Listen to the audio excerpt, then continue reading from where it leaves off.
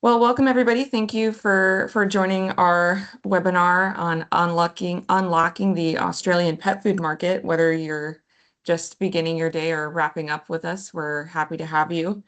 I'm going to go ahead and introduce myself and Pet Food Institute, and then I'll pass it off to our Euromonitor colleagues. So let's begin, shall we? So my name is Dana Waters. I'm the Director of International Affairs at Pet Food Institute. PFI is the trade association representing U.S. cat and dog food manufacturers, providing complete and balanced nutrition for the dogs and cats in 94 million U.S. households, but also focusing too on our growing export market for U.S. pet food, which reached about 2.4 billion in 2025. So we're very excited to have everybody here. And as part of the USDA Cooperator Program through the Regional Agricultural Promotion Program, that's RAP, we were able to fund research into the Australian pet food market, focusing specifically on market opportunities and the import process there. So with that, I am going to pass this off to our Euromonitor colleagues who will introduce themselves and present their research to you. Thanks, Donna. Thank you everyone for joining today's webinar, and a big thank you to PFI as well for having us here. My name is Zoe. I am the Senior Consulting Manager of Euromonitor APAC. Joining me is Shruti, who is the Project Manager of this market study. Both of us has been with Euromonitor for many years and leading the research across a wide range of industries, including pet food. We also work very closely with government agencies across different countries to explore overseas opportunities. So we are very excited here to be here meeting everyone today to share our key findings with you. So what can you expect to take away from this webinar? These are the key questions we are going to address for you in the next 1 hour. So how is the potential of Australian pet food markets? Which pet foods subcategories are growing faster? Who are the key stakeholders to engage with? What are the key import regulations to take note of? What are the potential challenges we may face and how to overcome? And where are the opportunities for US pet food? Yeah. And so before we look into the details, let me give you a very short introduction about Euromonitor. So Euromonitor International is a global strategic intelligence partner with more than 50 years of experience, as well as analysts over 100 countries. So our strength lies in integrating local insights with a consistent global methodology to deliver reliable market data, forecasts, and analysis. And we have 16 offices around the world. Shruti and I are from the Singapore office, which is the headquarters of Euromonitor APAC. And during this research, we are working very closely with our Chicago consulting team, as well as the Sydney syndicate research team. Yeah. So one of the Euromonitor's core products is our passport database, which covers a wide range of industries from FMCG, B2B, channels, services to macro and consumers. So this breadth allows us to analyze categories, consumers, competitors, channels in a connected way. And beyond our syndicate research, we also deliver customized solutions such as opportunity assessment, competitive benchmarking, and in the expert guidebook. Yeah. And talking about this study, and in terms of research methodology, we work very closely with PFI team once we start the project to understand the objective, hypothesis, key pain points of US pet food exporters. Based on that, we built a tailored research plan aiming to address the key challenges for you. So as a starting point of the research, we tapped into our passport database as well as internal expertise across all the business environments, pet food industry in Australia, and also the evolving consumer behaviors. We also leveraged our web scraping system VIA to track brand and product information. So with all the insights and hypotheses built from the internal and secondary resources, we then move into primary research. We conducted interviews with experts across the value chain, including US pet food exporters, Australian manufacturers, importers, and distributors, as well as retailers. So these discussions helped us to understand their real experiences, from challenges, pain points, to success factors and best practices relating to entering and scaling in Australia. So later, Shruti will talk about some case studies we understand from the interviews, which might give you some inspirations. Okay, and after integrating all the insights into these into the reports, then we actually aligned with PFI team for the whole report, make sure we addresses the real challenges. So we are very excited to share some of the insights with you today.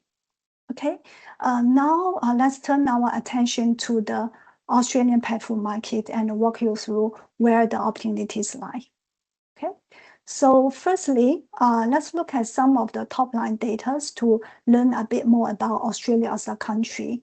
We also include some numbers about USA as a benchmark for you to compare. So if you look at the numbers compared to US, you will see Australia is actually a small economy in terms of GDP, population, pet population, and disposable income, etc. However, if you look at the overall trends from 2021 to 2025, you might see a bit more opportunities. So we can see that in terms of disposable income per capita, the number increased from 32.8K US dollars to 38.5K US dollars with a CAGR of 2.7%. And the pet population increased at the same rate from 11.2 million to 12.5 million. And more importantly, the market size of pet food and cheese mixers increased from 2.6 billion to 3.1 billion, with a CAGR of 4.6%. So all these numbers indicate that with the growing disposable income, Australians are willing to spend more on pets. Okay, and now let's take a closer look at the pet population in Australia. So Australia's dog and cat population has been rising steadily. This is a trend that accelerated during the COVID-19 as remote working and the need of companionship drove a lot of households to bring pets into their lives. Meanwhile, the urbanization and the high-density living trend has driven a structural change of pet population. Cat ownership increased because they are easier to maintain and fit easily into compact apartments.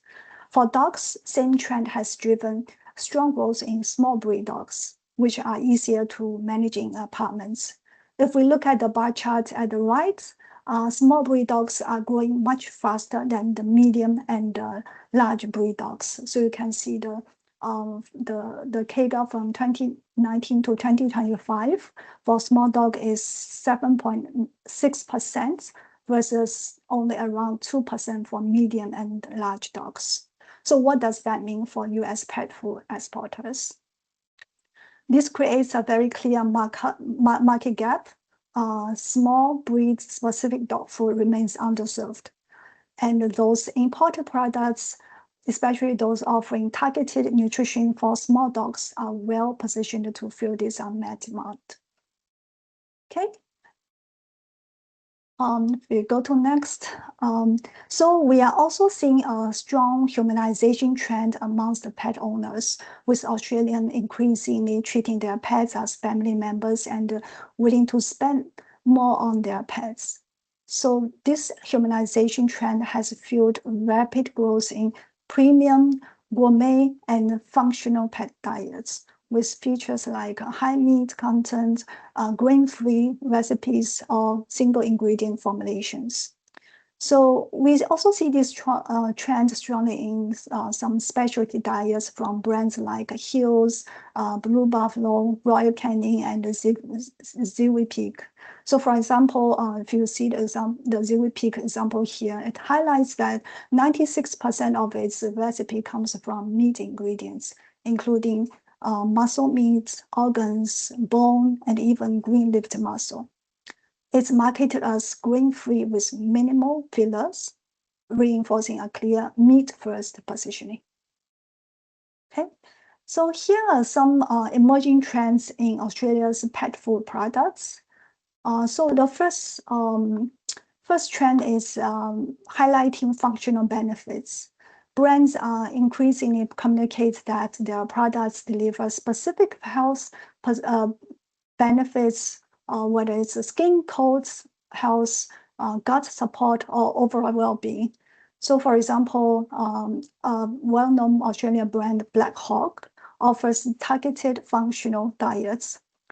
Their digestive and gut support range uses probiotics and prebiotics to promote healthy digestion. We are also seeing strong momentum in functional treats.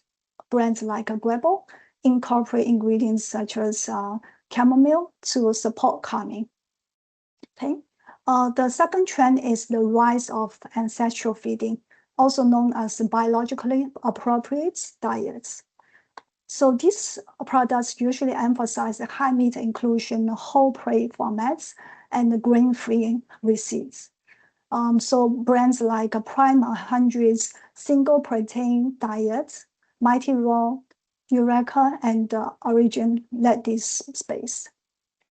And the third trend is the use of superfoods and value-added ingredients to reinforce premium quality. So for example, Billy Margot offers this salmon plus superfood recipe, and W&G launched this kangaroo with turmeric jerky. This type of positioning enables these brands to stand out within a crowded premium segment and appeal to those health-conscious pet owners.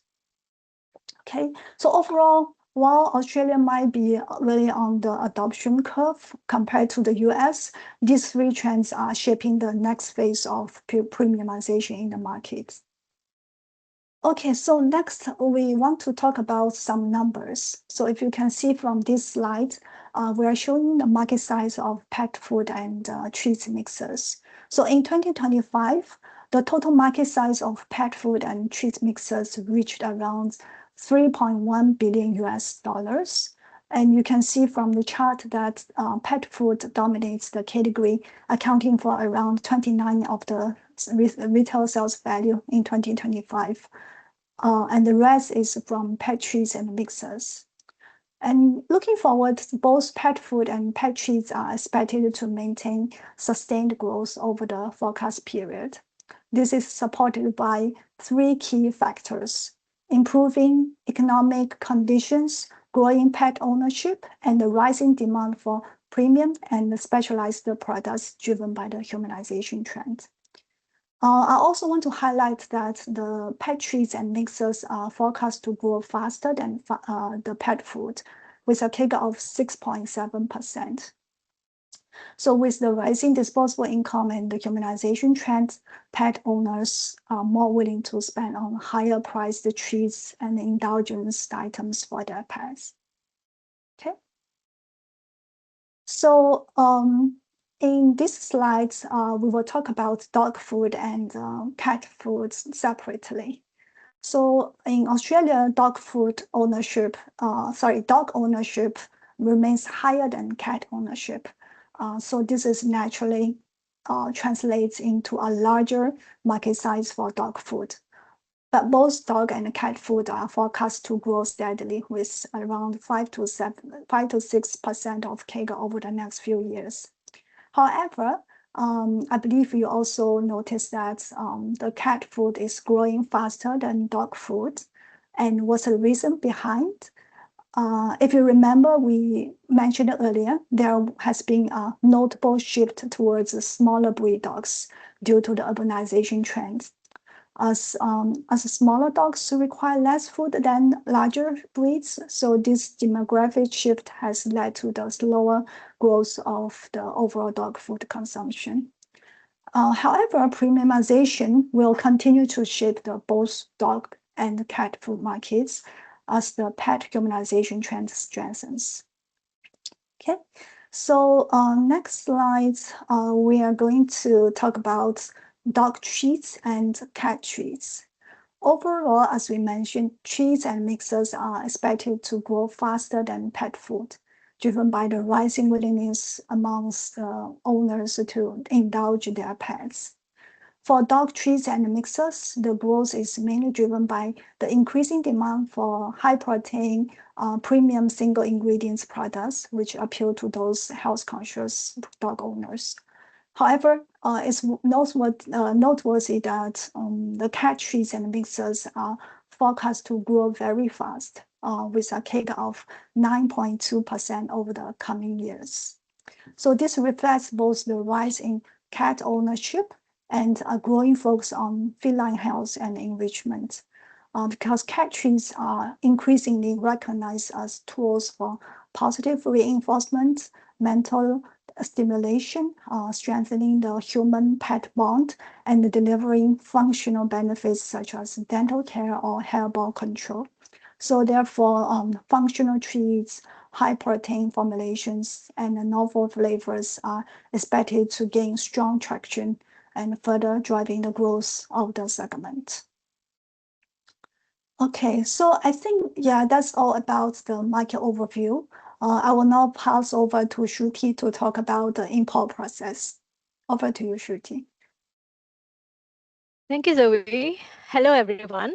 So now that we have actually learned a little bit about how the market looks like, I'm going to deep dive into the entire import process. So basically, this section is going to cover who are the stakeholders you need to reach out to, the key ones, what is the regulations, as well as because we spoke to all of these players in the supply chain, including your manufacturers, your US exporters, retailers. We want to share with you some of the challenges they faced when they exported to Australia and how they managed to overcome them to eventually successfully import their products into Australia. So hopefully some of these case studies will give you some inspiration on how to overcome any of the challenges that you might be facing. Yeah, so I'll start off first with showing you these two charts over here. This is basically Australia's leading partners for import of pet food. On your left side, you will see the pet food by value, and on your right, you will see the same in volume terms. So basically here you see that the top three markets are Thailand, US, and France by value. And you'll also see the same Thailand, France by value as well. Pet food import into Australia by value terms over the last couple of years was a strong 9% CAGR, and by volume terms was 4.6% CAGR. And you would see that comparing all of these three markets, US imports command a higher value per ton, reflecting a more premium priced offering in Australia. So even though Australia has some of these products, pet food that they can locally produce, they just find it a lot more cost effective to import your pet specialty diets as well as some of these freeze-dried, air-dried products, especially from markets like US, because it's favored, is viewed very favorably for its quality, transparency, especially what is stated on the pack is actually what you end up feeding to the dog. So when we speak to all of these players across the interviews, they have a very positive perception of the US food. So given that there is a lot of opportunities here, if you see in value as well as volume terms. So here I'm showing you some examples of brands that are currently present in Australia market and perceived competitive advantage of the production countries. So some of these brands, even though the brand origin could be different from the production country, right? So we wanted to share with you what are the perceived competitive advantage of each of the production markets. So earlier we actually saw that there was Thailand, closely competing with our US pet food products, as well as some of the local production that you see. So for Australia, is the ability to utilize some of the locally sourced ingredients, as well as competitive pricing and long shelf life. There's also local consumer trust and perception of supporting Australian economy. For Thailand, a key USP for Thailand is they are a major exporter of seafood products. So especially for your wet cat food, as well as things like tuna. So Thailand is one of the major producers for brands in the wet cat food space. Then from US, you have brands like Hills, Taste of Wow, which have perceived to have advanced pet food technology, especially for the kibbles, high shear extrusion to enable these high meat or meat first formulations. Because with Australians actually treating their pet as family members, they are willing to spend on more premium quality, premium priced pet food that allows them to ensure that the pet's overall health and well-being is maintained. And US is also perceived to have in grain-free, single ingredient pet food as well. So that is also one of the USPs of USA. And then you have France. So Royal Canin produces the Royal Canin pet food here, and some of the major manufacturing sites are both in South and North France, basically to ensure that there is a global and another key market that you see in the pet food space in Australia is also from New Zealand, like your ZV, as well as Zealandia. So ZV Pig and Zealandia, they promote their products, especially in pet food, even in across various formats like your freeze dried, air dried. And they do have long-standing relationships with Australia and very similar biosecurity laws. So it makes it somewhat easier for them to import into Australia. So they have somewhat of a lower regulatory barrier. So here are some examples that we want to show you of the products that are actually currently in the stores in Australia right now. So you can see we have included some examples of both Australia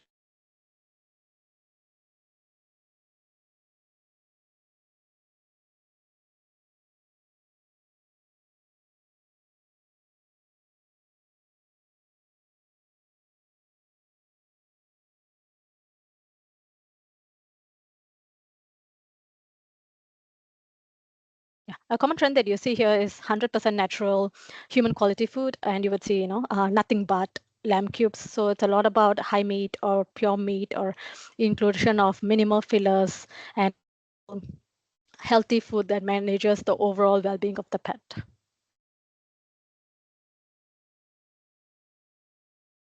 In this part, I'll share a couple of stakeholders that you need to take note of. These are the key ones. We will go from regulatory agencies as well as to the key retailers as well as importers. So the very first one you have to take note of is DAF, which is the Department of Agriculture, Fishery and Forestry. So they regulate all of the imports under the Biosecurity Act, from managing the BICON permits as well as the audits, as well as all of the compliance related issues. And Food Association, PFIAA, in Australia, that provides industry guidance on the compliance with DAF and biosecurity requirements. It also educates importers on using BICON and meeting some of the documentation standards as well. You could also see they have some articles as well as packaging do's and don'ts. That's also on the website.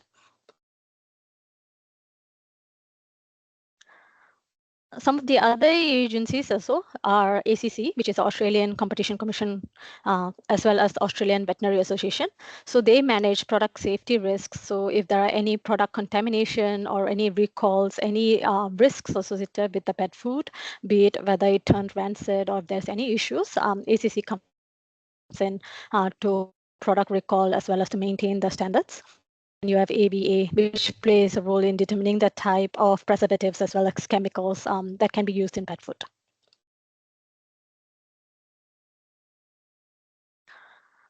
So in the upcoming slides, I will actually show you what are the key channels as well when we go on to the recommendations. And here are some of the key major brands that you can take note of when you want to enter into the retail space. So these are the very prominent pet specialty stores that are in Australia. Petstock, which has like a strong loyalty program for members. It is backed by Woolworths, which is a strong hypermarket. So there's strong supply chain as well as brand trust. There's also Pet Barn, which is a pet specialty shop that offers services with Green Cross Vet. So it has over 800 vet partnerships and a strong brand reputation as well. Then you have Pet O. This has recently expanded to include acquisition of other brands such as Best Friends, My Pet Warehouse, and is positioned as one of the third largest player in the market after Petstock and Pet Barn. Circle, which is an online pet specialty shop that focuses on offering a variety of pet food for dog and cat. They also recently have launched a subscription-based pet food to offer pet food in a very convenient manner. It's also competitively priced and has a. So if you're looking into that pet specialty shop space, these are the ones that you need to take note of. And then when we come into the hypermarket, supermarket space, you have Woolworth, which carries prominent brands across Dine, Temptations, and Inaba, and some of the other brands. And then you have also Coles, which is a supermarket that carries brands like Applause, Dine, Temptations. So these are all produced across various markets, and they are also present in these super hypermarkets. And Bunnings Warehouse, which is a home improvement warehouse store, which has recently just entered into the pet food space as well. So they do offer brands such as Pedigree, My Dog, and the likes of Black Hawk and Dine. So from here, you can actually see that other than the pet specialty shops, even the super hypermarkets, as well as the home improvement stores, they're increasingly focusing on the pet food, offering a wide range of products across prices to cater to like the growing consumer demand for these pet food and treats. Yeah.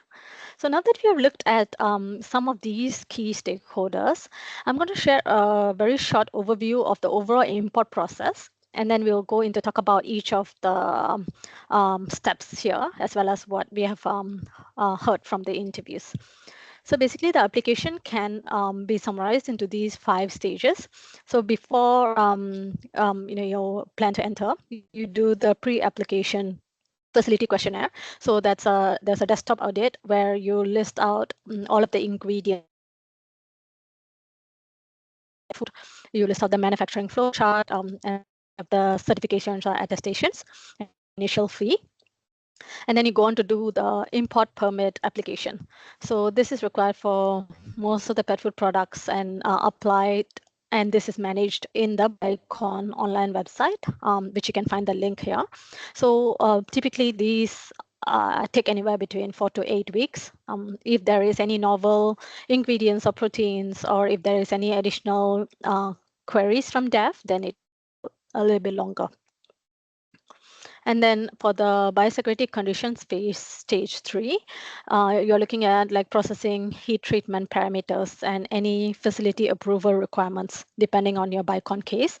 So these type of heat and temperature and time control, so that has to be listed in your application as well, as detailed as possible. If it's freeze dried or air dried, or even if it's retorted products, you have to list down each of the core temperature and time.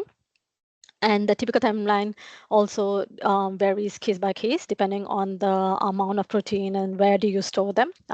So I'll share a couple of examples later on what the process looks like.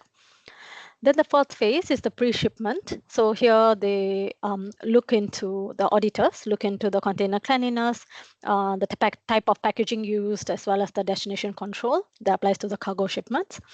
And the last phase is import and clearance. So here you have the DAF charges, import processing, as well as permit is issued, and if it needs to be accompanied by the manufacturer declaration or any of the vet certifications for the pet specialty diets.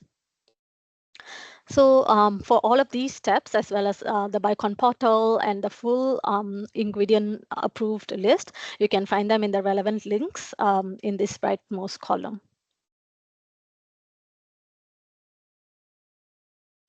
So as part of the first step, we saw that you submit that application with the core temperature and time required. And after the desktop edit, dev might require for the temperature and time that can be higher for, especially for first time entrance into the market. So when we speak to some of these US exporters as well as manufacturers, they were open to, if dev request for a reformulation from like a 80 degrees to, for example, a 90 degrees Celsius, these US exporters and manufacturers were open to saying that, you know, this is flexible. They are open to doing that to allow for the permit to go through.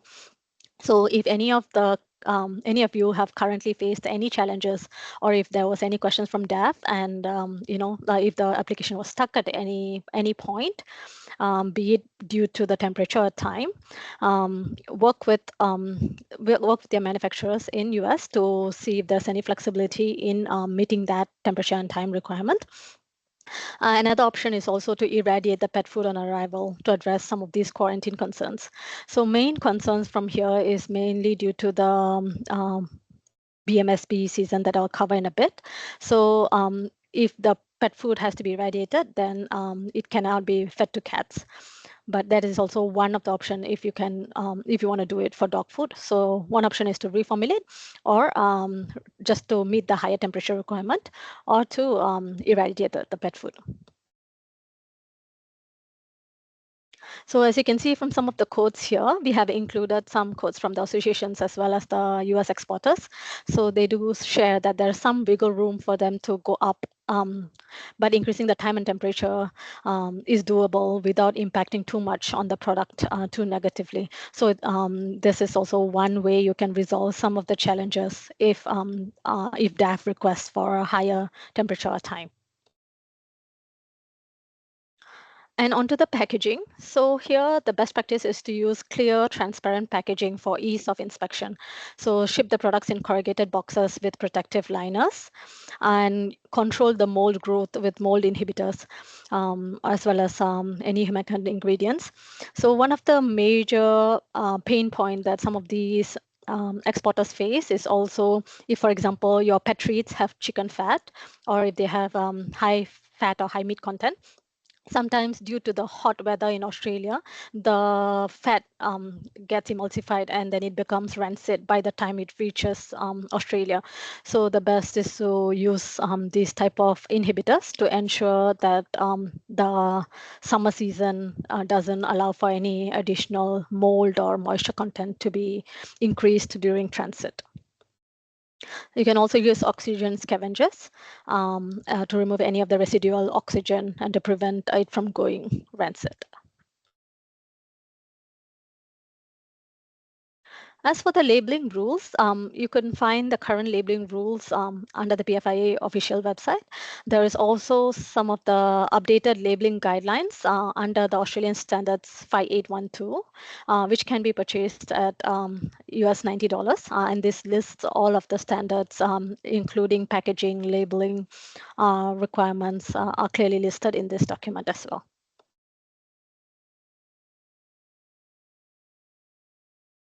For the inspection procedures, here where we see that the auditors actually inspect all of the pallets that come in. One of the major biosecurity concern is the brown marmoted stink bug called the BMSB. So this season typically runs from September to May. And some of the US exporters right now are using wooden pallets.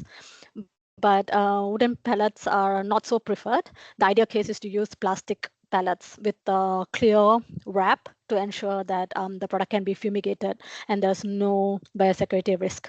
So if you're currently using any wooden pallets, the best is to use plastic pallets and ensure that it's clearly packed and wrapped. For the warehousing as well as storage, importers, they have to provide a full supply chain description of all of the goods entering into Australia, including any offsite storage of the raw materials or intermediates and finished products. Here, the procedure is to prevent any cross-contamination between the products within the warehouse itself.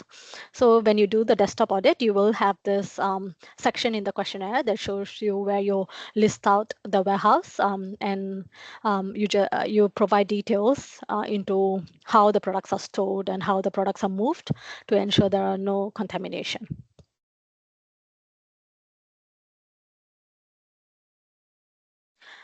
Here we are showing you some couple of case studies of recent manufacturers who initially actually faced some challenges when they were coming into Australia and how they managed to overcome those obstacles and managed to successfully import into Australia.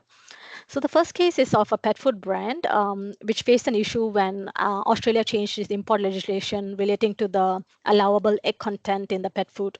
So this pet food brand periodically, actually, DAF and Biocom, they update their labeling requirements or this type of pet food content requirements, but because they the best practice is to actually use this notification enabled to you so that you can receive the emails promptly, but somehow they had actually missed out on that, and their permit had lapsed, so they didn't realize that the allowable egg content was higher than the limit.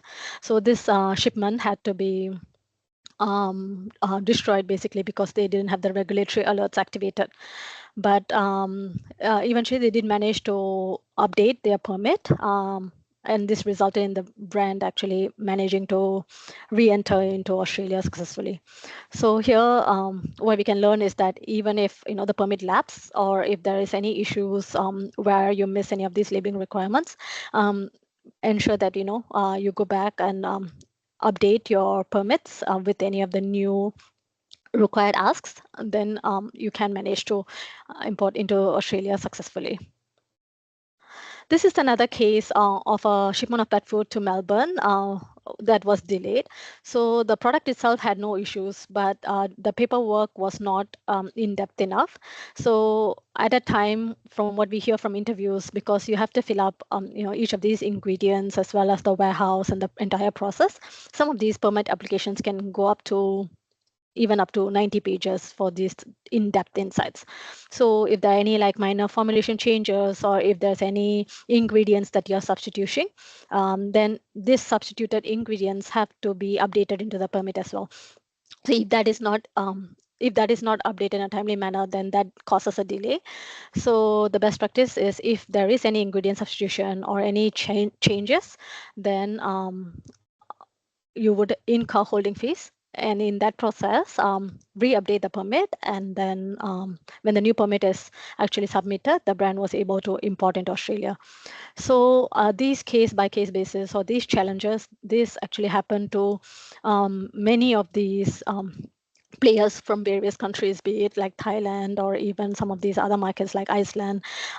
So they also face similar challenges where DAF requests for these type of import regulations. So as long as that is provided, they were able to successfully enter into Australia. And this third example is of a player who has whose pet food contains salmon as well as other fish ingredients. So typically, DEF is a bit more strict about salmon as well as seafood. This shipment passed because of the permit details as well as the storage information and ingredient origin. These were fully documented, and the proof of the ingredient origin, which is from the Scandinavian countries, was also justified and demonstrated in the permit.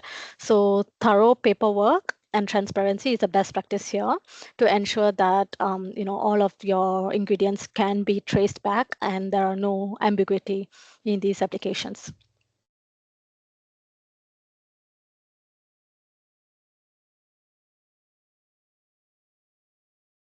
Okay, so now that we've looked at some of these case studies as well as some of the challenges faced, we'll be talking about where are the opportunities for US exporters here and what to look out for. So the key trends that we see for US brands is the strong US branding that we saw earlier. US is perceived as high quality and trustworthy. There's also very wide product variety, including diverse flavors, textures, as well as these high meat ingredients that we saw.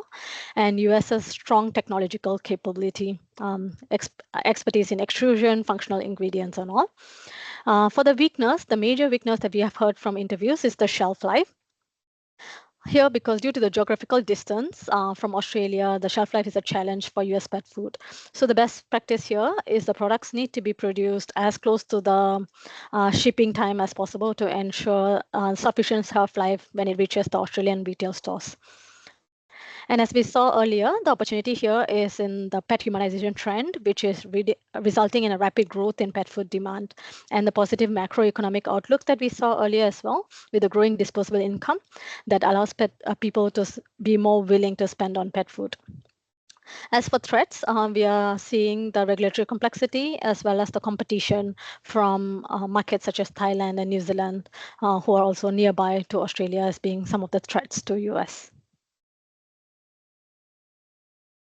Yeah, so right now we will cover each of these in product, price, channel, as well as some of the marketing and communications that US exporters can look into.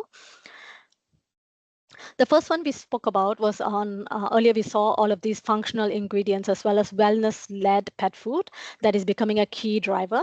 So we are sharing some examples of brands here and the type of marketing and communications that they do in their products.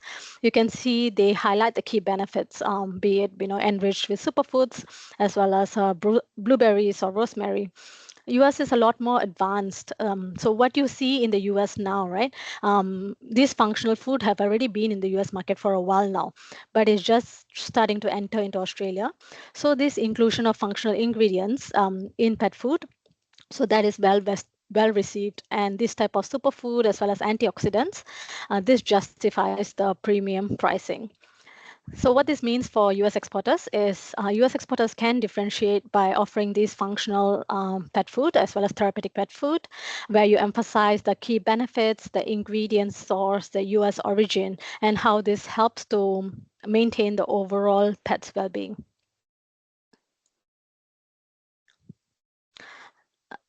The next one is on the product itself. Here are some examples that we share. Things like WAG, nothing but, as well as some of these products where these brands actually emphasize minimal ingredients, high meat, as well as high protein diets.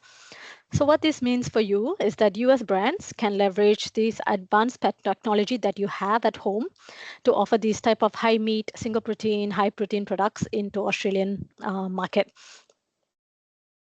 As you see, some of these single ingredient treats are doing really well, and there are not that many players in Australia based on some of these interviews that we have heard from. The next one is on utilizing the vet endorsement as well as country of origin credibility. So here, as well as you see in terms of like the pricing, you would see the best place for you to play would be at the upper mid to premium level here, because economy tier is quite highly saturated with some of the private label brands such as Coles and Co. Where it's a lot more price competitive. But given that the functional nutrition is driving growth, you have opportunities in this space in the mid and premium. Yeah, so this is a visual representation of where you can position yourself in. So be it in this mid-level or even the more premium size positioning.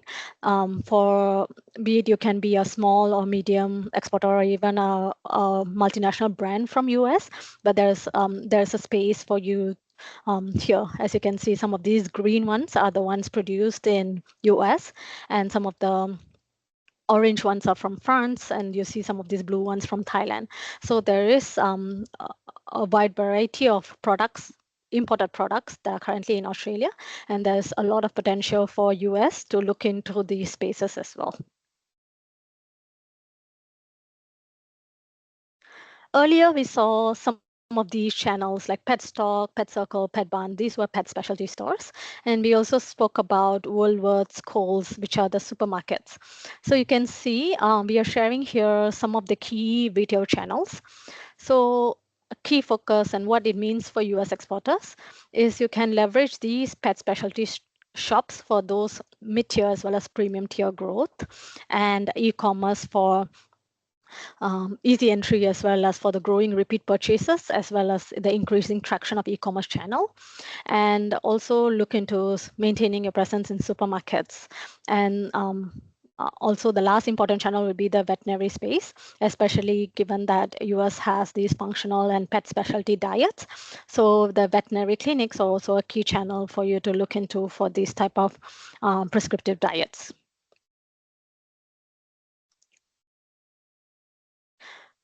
Going into the marketing and communication aspect of it, so here we saw that the vet endorsed or vet recommended claims or science backed, these are gaining traction in Australia. So you can see some of these even local brands, they're just starting to use some of their vets to go claim that this is formulated by Dr. Matthew, or this is a brand that is clinically proven or scientifically backed. So some of these brands are actually going for voluntary ingredient testing and approval, because this provides credibility and trust among pet owners. So what this means for US brands is you can focus on communicating this safety accreditation and vet endorsement to build that trust and credibility in the market. And you can also highlight safety accreditation such as the ingredient quality, transparency, to align with the humanization trend that we saw earlier.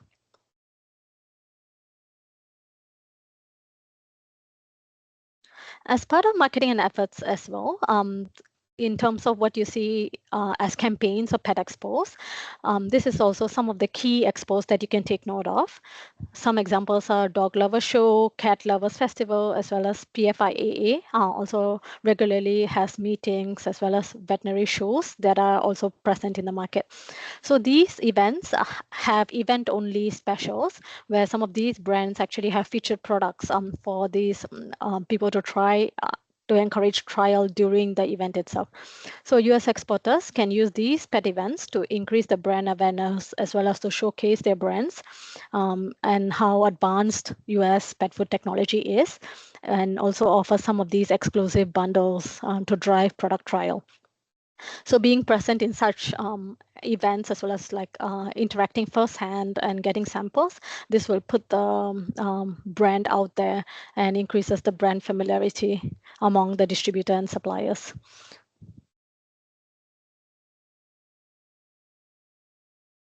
Yeah. As part of marketing and communication as well, earlier we saw the pet humanization and premiumization trend. So here the key is for you to also communicate the freeze-dried technology. So what we see, some of these brands who are currently in the market, they are trying to promote their freeze-dried product as because it's nutritious as well as minimally processed and aligns with the ancestral biologically appropriate diet of the pets. So you see competitors highlighting their minimally processed products as well as premium positioning. So given that US has strong freeze drying capabilities, it's also one of the front runners in this space. So focus on meeting that freeze drying pet food temperature and time requirements set by DAF. And these type of nutritious product actually carry a premium image because they are they're minimally processed and produced in small batches. So it can be marketed as an easy way to feed a natural diet to their pet. And you can also communicate this by highlighting the nutrient preservation, as well as the small batch production in the packaging, as well as in-store banners, as well as marketing materials and campaigns, like some of these examples that you see here. Given that they are using the ancestral appropriate diet, raw food, and how it's good for the pet and how it enhances their well-being, US exporters can also look into promoting the products in such a way.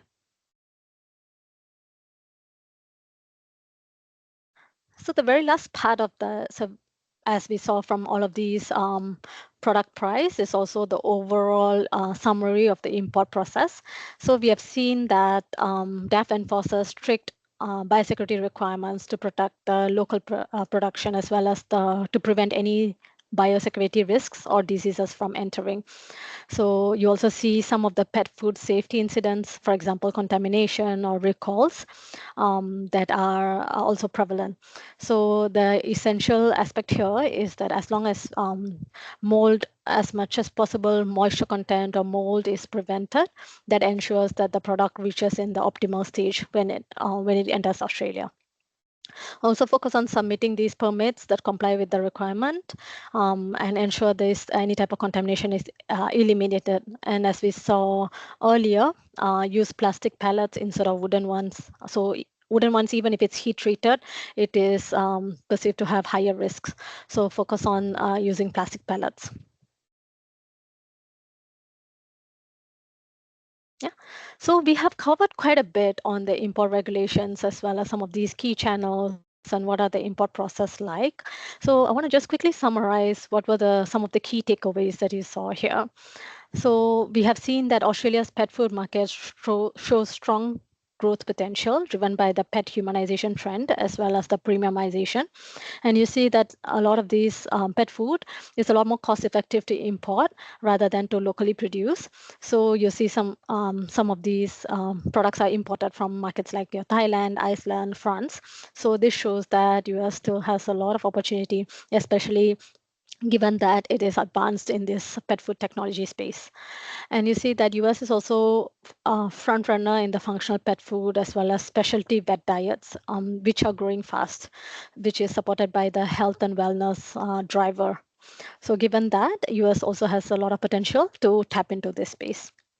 And we also saw some of the key stakeholders that you need to engage with, including the regulatory authorities like DAF, as well as import distributors, the major retailers, as well as the veterinary associations.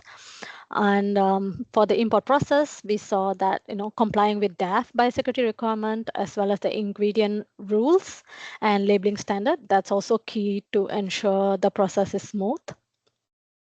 Even though there is some competition and regulatory challenges, these are actually can be overcome as long as the import permits are filled up in depth, and if any of the queries are raised by DAF, as long as the permit application applier actually reverts back with the queries, then the process becomes smooth. And the opportunities that we saw for US exporters lie in this premium, functional, as well as technologically advanced formulations of pet food. So this is where US exporters can look into to draw inspirations from and enter into Australia. Yeah. With that, we have come to the end of this sharing, and we are open to any questions you may have.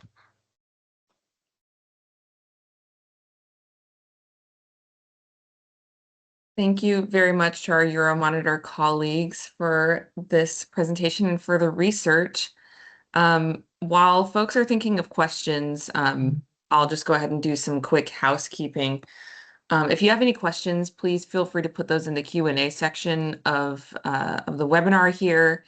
If you have follow-up questions, our colleagues' contacts are here on the screen, and I'll put my email in the chat if you don't have it already. But yes, just some quick housekeeping a little bit further. This webinar has been recorded, so it will be up on PFI's website as soon as we get it edited and ready for posting. So you'll have this to kind of reference whenever you should like. And part of PFI's continuing program in Australia is that we've contracted a market expert in the regulatory process. So we will have a regulatory specialist there who's ready to answer questions for you. Let me go ahead and put just this little flyer in our chat here. And I think we do have a question from the Q&A part here. So I'll open it to whoever would most like to answer this question. Do you know if any product testing is done at customs, or is it common for testing to be conducted on products in the marketplace?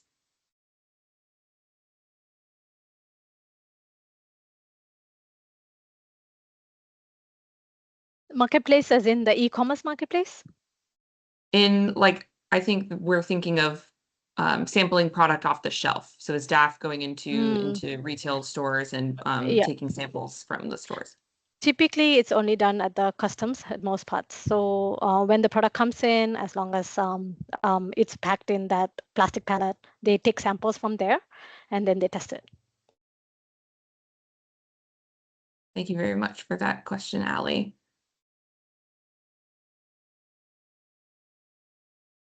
Okay. And let me go ahead and put my email in the chat here. So if you have questions after the fact, we can chat. Okay, and that flyer is there as well.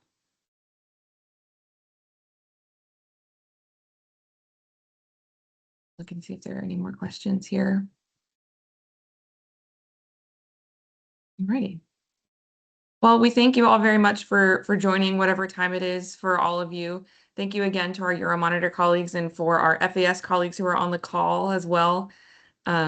We appreciate everybody's time.